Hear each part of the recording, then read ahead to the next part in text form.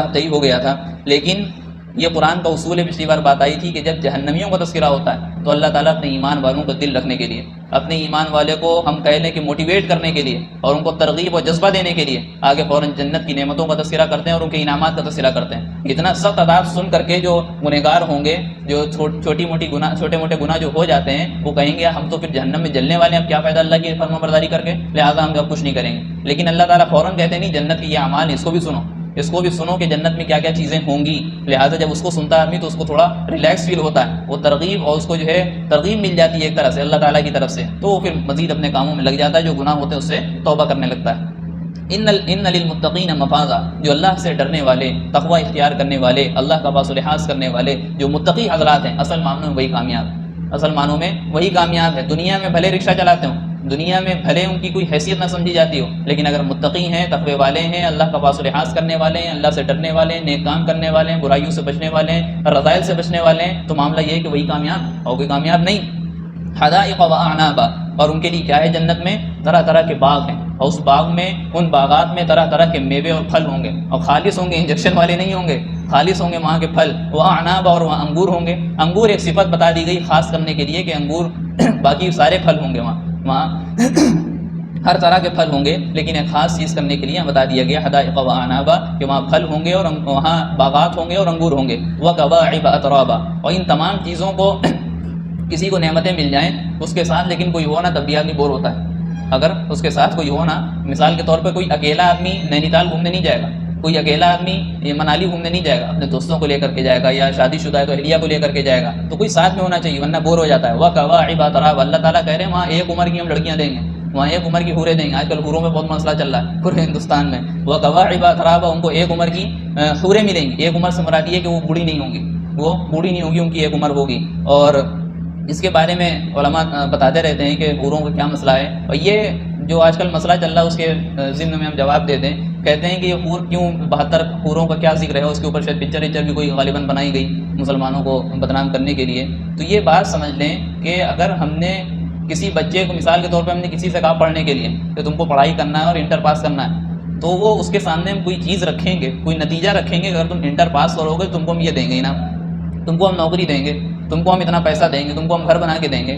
جب ہم اچھی چیز رکھیں گے اس کے سامنے تب وہ کام کرے گا، اور ہم برائی سے اس کو ڈرائیں گے، اگر تم نے انٹر نہیں کیا تو تم کو ہم ماریں گے، تو وہ بچے گا پھر اس سے، یعنی انٹر پاس کرنے کے لیے پھر وہ محنت کرے گا۔ اسی لیے اللہ تعالیٰ نے جنت کی نعمتوں کا ذکر کیا ہے اور جہنم کے عذاب کا ذکر کیا ہے، تاکہ وہ اللہ کے حکموں پر چلے، نبی کے طریقے کو اپنائیں اور گناہوں کو چھوڑ دے، یہی ہے۔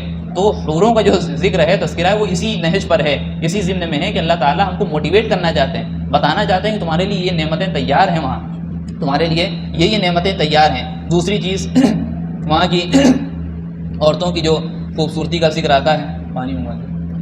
وکواعب اترابا، وہاں کی جو حوریں ہیں ان کی جو خوبصورتی کا ذکر آتا ہے وہ مختلف طور پر بیان کیا جاتا ہے، الگ الگ احادیث اس کے تعلق سے وارد ہوئی ہیں کہ اگر وہاں کی ایک حور سورج کو ایک انگلی کی ایک حور دکھا دیں تو وہ سورج بھی ماند پڑ جائے گا۔ کیوں؟ جس طریقے سے سورج جب نکلتا ہے تو ستارے ہمیں نہیں دکھتے، ستارے نہیں دکھتے کیونکہ اس کی روشنی بہت تیز ہوتی ہے۔ اسی طریقے سے اس کی ایک پور کا جو نور ہوگا وہ اتنا زیادہ ہوگا کہ سورج ماند پڑ جائے گا۔ کیوں؟ کیونکہ اللہ تعالیٰ کے نور سے وہ بنی ہوئی ہیں، اللہ تعالیٰ کے نور سے وہ بنی ہوئی ہے۔ اور جنت کا معاملہ یہ ہے کہ ایک اینٹا سونے کا تو ایک چاندی کا، ایک یاقوت کا، اور زعفران کا گھارا لگا ہوا ہے۔ یہ سیمنٹ کچھ نہیں، زعفران کا گھارا لگا ہوگا، جو دل میں آئے گا وہ کام ہوگا، اور وہاں عیش و عشرت کی زندگی ہوگی، اور اللہ کے جو فرما بردار بندے ہیں اس حساب سے وہاں جائیں گے وہ۔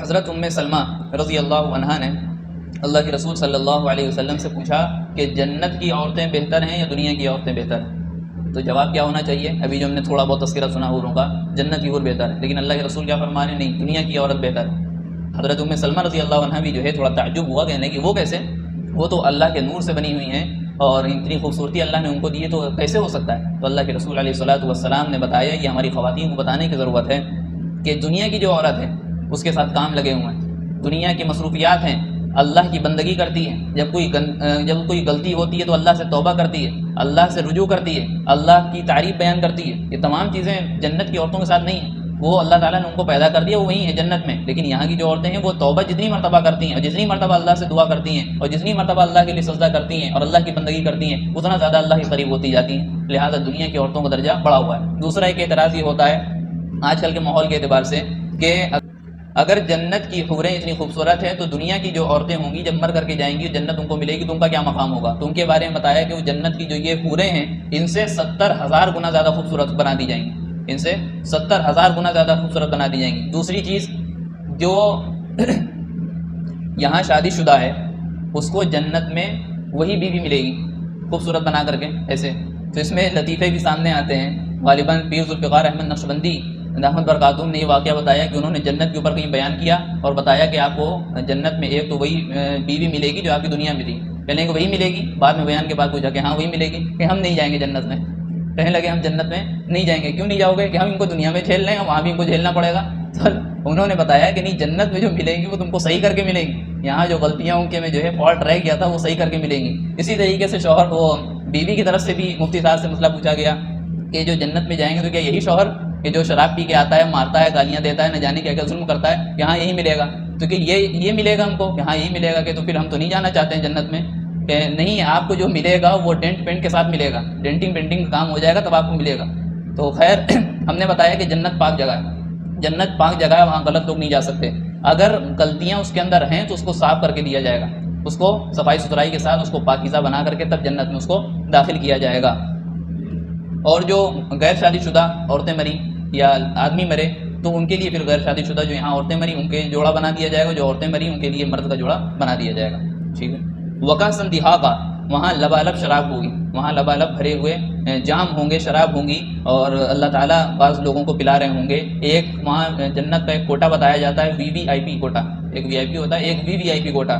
اس میں بتاتے ہیں کہ اکثر جو ہوں گے وہ غریب حضرات ہوں گے، وہ نادار جن کو ہم سمجھتے تھے وہ کیوں ہوں گے، مالدار بھی ہوں گے، لیکن ہم نے بتایا تھا ایک موقع پہ کسی قرآن کی آیت کے سلسلے میں کہ جو جب مال آتا ہے تو اس کے نتیجے میں سرکشی بڑھتی ہے۔